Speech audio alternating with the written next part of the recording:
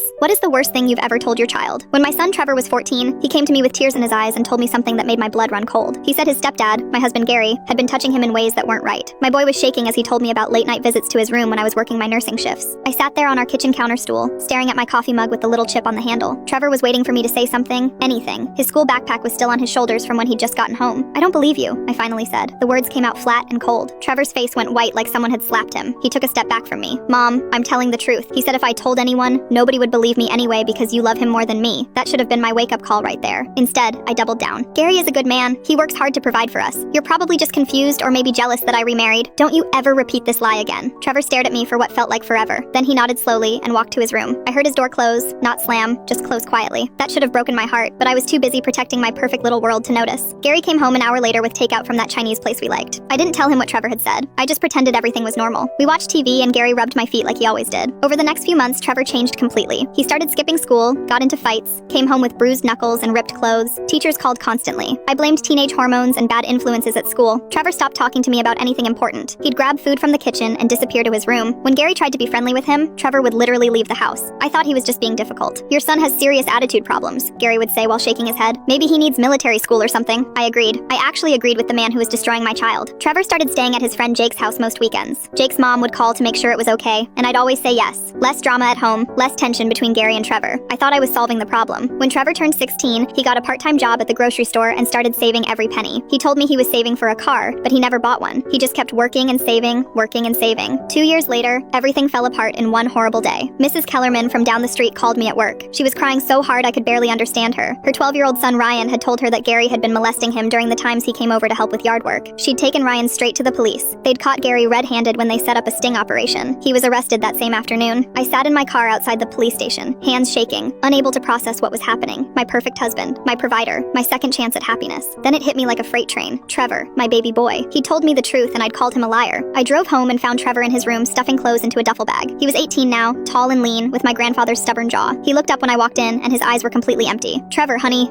don't." He zipped up the bag. "Just don't. I was wrong. I should have believed you. I should have protected you. I'm so sorry." He stood up and looked at me with those empty eyes. "You chose him over me, your own kid. When I needed you most, you picked the man who was hurting me." Tears were streaming